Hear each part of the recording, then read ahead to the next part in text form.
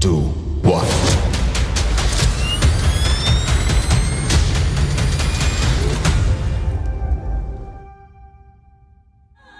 परिंदों को मंजिल मिलेगी यकीनन, परिंदों को मंजिल मिलेगी यकीनन, ये फैले हुए उनके पर बोलते हैं। अक्सर खामोश रहते हैं वो लोग, जमाने में जिनके हुनर बोलते हैं।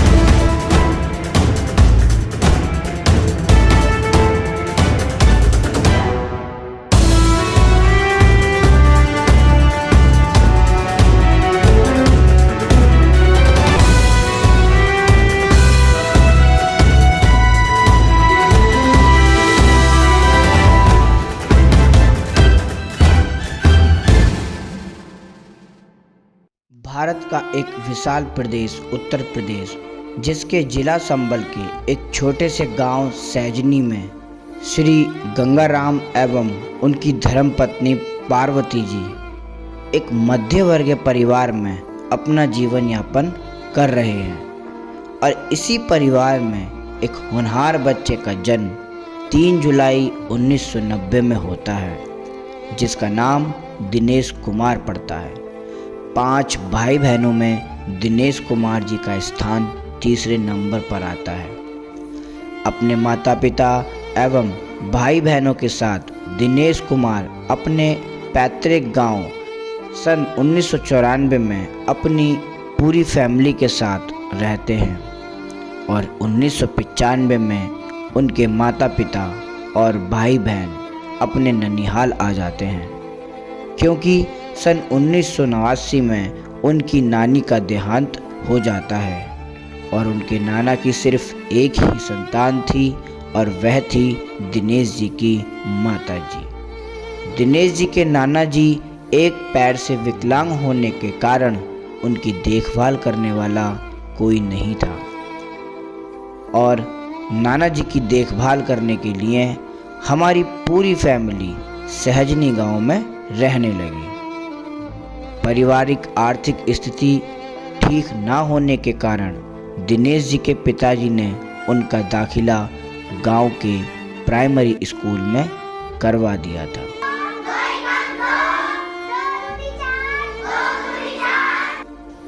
हम काजीबेटा रहते थे हमारे गांव में, तो हमारे बच्चे ने यहाँ सैजनी में आकर पढ़ाई की कक्षा 1 से 5 तक। उसके बाद में जूनियर हाई स्कूल आटे पढ़ाई की।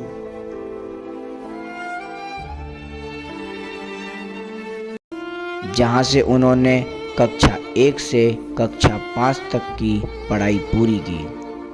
सन 1998 में दिनेश जी के नाना जी का स्वर्गवास हो गया और सन 2000 में दिनेश जी के पिताजी ने उनके आगे की पढ़ाई के लिए उनका दाखिला चंदोसी में करा दिया, जो कि घर से 10 किलोमीटर दूर था।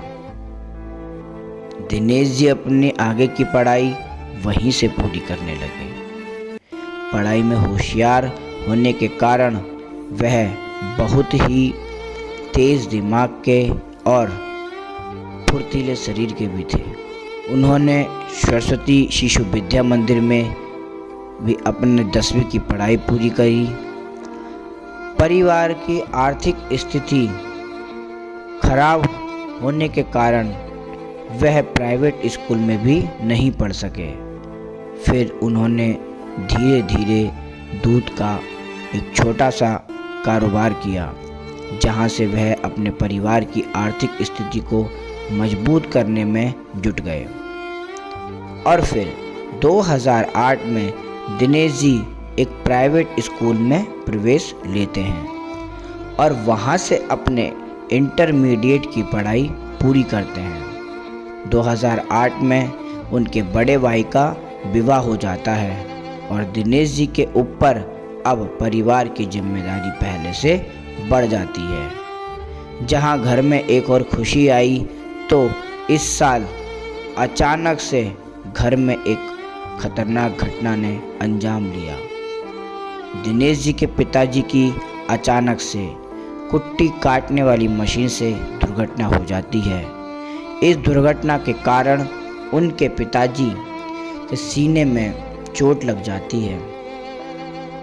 इस चोट के कारण उनके सीने की 3 पसलियों की हड्डियां टूट जाती हैं, जिसमें से एक हड्डी दिल में घुस जाती है, जिससे उनके दिल में घाव हो जाता है। इस घटना से दिनेश जी के पूरे परिवार की आर्थिक स्थिति और बिगड़ती चली गई। उनके पिताजी का इलाज चंदौसी हॉस्पिटल, मुरादाबाद साईं हॉस्पिटल में फेल होने के बाद दिल्ली के एम्स हॉस्पिटल में भर्ती कराया। 8 दिन तक लगातार इलाज चलने के बाद उनका घर वापस भेज दिया गया और पिताजी घर पर ही रहकर दवाइयाँ खाते रहे, लेकिन फिर भी उससे उन्हें कोई आराम नहीं मिला। फिर 2 साल तक उनके पिताजी का इलाज गजरोला से देसी दवाइयों से चलने लगा। इन सभी के कारण परिवार की आर्थिक स्थिति और ज़्यादा बिगड़ने लगी। दिन प्रतिदिन दवाइयों के लिए पैसों की ज़रूरत होने लगी और दिनेश जी उन्हीं पैसों के लिए मजदूरी करने के लिए दिल्ली चले गए। मेहनत मजदूरी कर पापा जी का इलाज कराने लगे और धीरे धीरे पिताजी थोड़े थोड़े स्वस्थ होते चले गए। फिर उनके पिताजी ने कर्ज पर उन्हें 2 बैलों की जोड़ी दिलाई, जिससे वह गांव में ही खेती किसानी करने लग गए। पैसा ना थे, फिर हमने अपने बेटे को 2 बैल लेकर दिए। ऐसे कर्ज पानी लेकर तुम और से 2 बैल लेकर दिए। उसने खेती किसानी करी, यानी खेती किसानी करके फिर बढ़त गए ऐसे।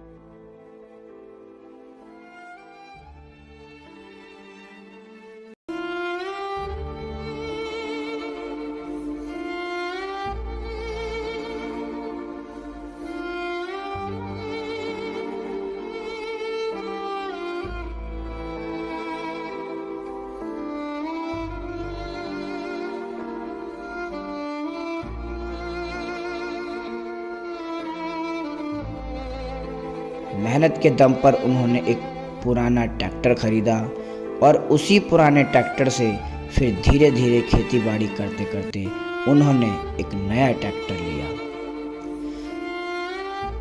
ट्रैक्टर से वे खेती किसानी करने लग गए और इसी खेती किसानी से वह परिवार की आर्थिक स्थिति सही करने लगे। लेकिन पिताजी की बीमारी ने उन्हें झंझोड़ कर रख दिया।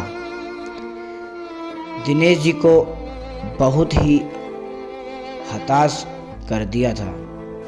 मैं जब दिल्ली से 8 दिन जो है डॉक्टर ने बता दिया 8 दिन के लिए मैं गांव आया। गांव से मैंने जो है प्राइवेट हॉस्पिटल में दवा खाई। मैंने अपनी भैंस कटरा पकड़ सब बेच कर मेरे ऊपर लगा दिया। उसके बाद में बेटा मेरा लग गया था फौज में, ये चला गया क्या कहते हैं त्रिपुरा जो है ये ड्यूटी कर रहा था। घर वाले मेरे सब जो है लेकर भाग गए थे दिल्ली। जब मैं वहाँ पर पहुँचा तो सभी करीब 27 डॉक्टरों ने मैं फेल कर दिया। उसके बाद में मैंने अपने बेटे को याद किया।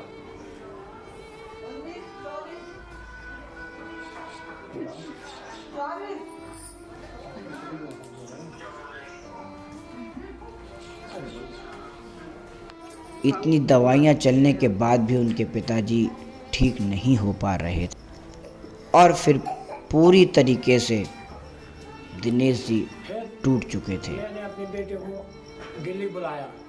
दिल्ली जो है इसने अपने हॉस्पिटल में भर्ती कराया RK परम। वहाँ पे बड़े डॉक्टर साहब ने मना कर दिया कि भाई 6 महीने के बाद आप आना, फिर तुम्हारा इलाज होगा।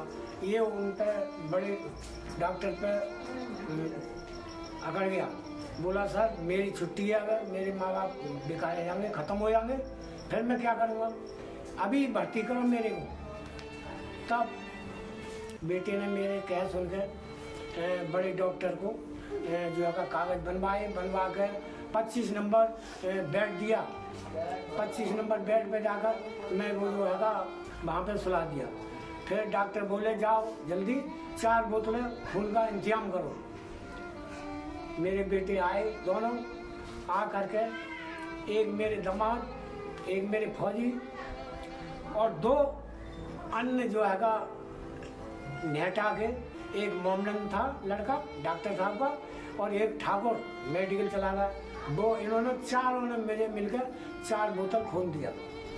मेरा वहाँ ऑपरेशन हुआ। ऑपरेशन होगा तब जो है मुझे शांति मिली सर आयुष में। उसके बाद 8 दिन तक मैं वहाँ हॉस्पिटल में रहा। टाँके जो है कट गए। काटने के बाद फिर मैं घर आया, तब मेरी ज़िंदगी हुई। उन्होंने BSF की नौकरी के लिए एक फॉर्म भी अप्लाई किया और कड़ी मेहनत के बावजूद वो फ़ौज में भर्ती होने के लिए तैयार हो गए। उन्होंने फ़ौज का रिटर्न निकाला और फिर बाद में फ़ौज का फिजिकल भी दिया। ये सब करने के बाद 4 अप्रैल 2012 को दिल्ली कैंपस BSF में उनकी ज्वाइनिंग हो जाती है।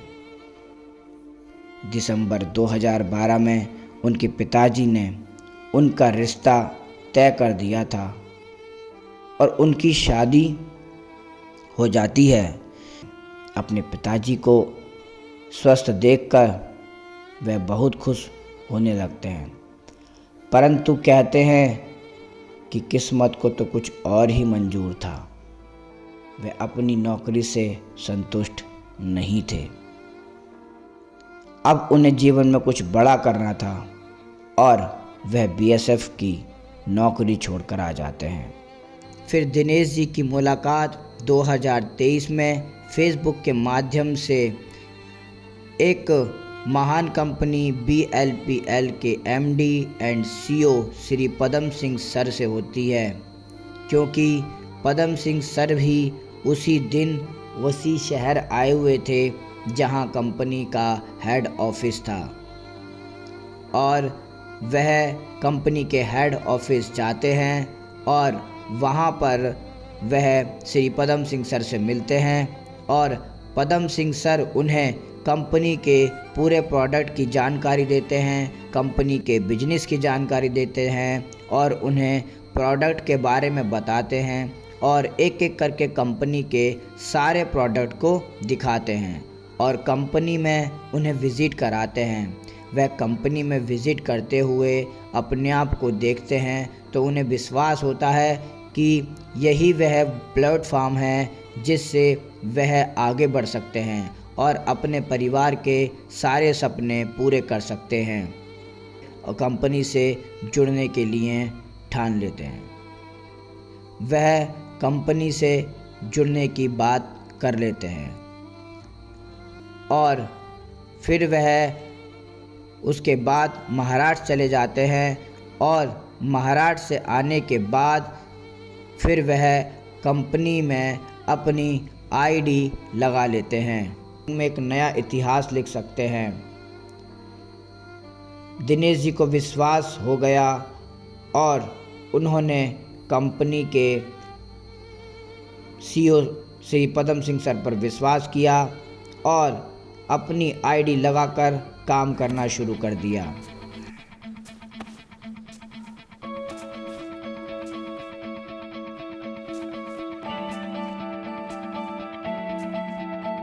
किस्मत जो आवे सामने तू मोड़ दे उसका बंदा रे। किस्मत जो आवे सामने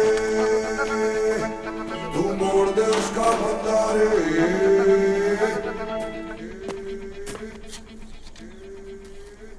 चल मोड़ दे उसका पंजारा।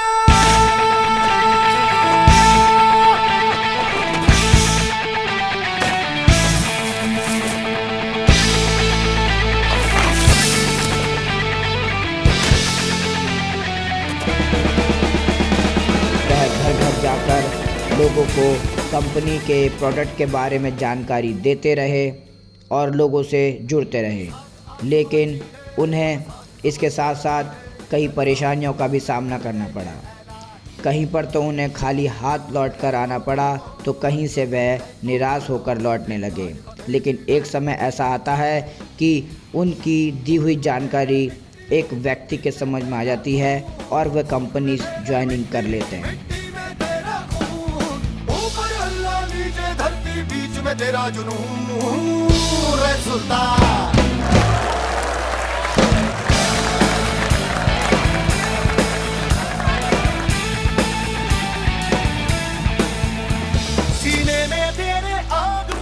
और वहीं से उनकी लाइफ की असली जर्नी शुरू हो जाती है और वो धीरे धीरे कंपनी के एक अच्छे लीडर के रूप में काम करने लगते हैं। 6 महीने के अंदर यहाँ से स्टार प्रेसिडेंट 9th लेवल की अचीवमेंट प्राप्त करके वह यहाँ से 9th लेवल तक 20 लाख के प्लान की इनकम को कंप्लीट कर लेते हैं। उसके बाद 28 दिसंबर 2023 को उन्होंने अपनी पहली car Hyundai aura CNG SX top model 10.5 lakh रुपए की परचेस की। अगले 3 महीने के बाद 6 से 7 लाख रुपए उन्होंने अपने मकान में भी खर्च किए और अगले 4 महीने बाद 15 अगस्त 2024 को एक सम्मानित रैंक डायमंड लेवल को अचीव करके 14 महीने के अंदर एक ऐसा रिकॉर्ड बना दिया जिससे उनके परिवार में खुशियां ही खुशियां आई, जिसमें टोटल 14 महीने की इनकम 50 लाख से प्लस की कंप्लीट की और लगातार उनके सपने पूरे होते नजर आने लगे। डायमंड कंप्लीट होते ही उन्होंने अपनी वाइफ को 2.5 लाख रुपए का गोल्ड गिफ्ट किया और उसके बाद उन्होंने एक सपना देखा। वह सपना था एक लग्जरी कार का। और दोस्तों, आज बताते हुए हमें खुशी हो रही है कि उनकी 22 जनवरी 2025 को उन्होंने अपने सपनों की कार रेड कलर की ऑडी A4 टॉप मॉडल जो कि 64 लाख रुपए की कार को परचेस किया। उसके बाद यहाँ से देश विदेश के टूर भी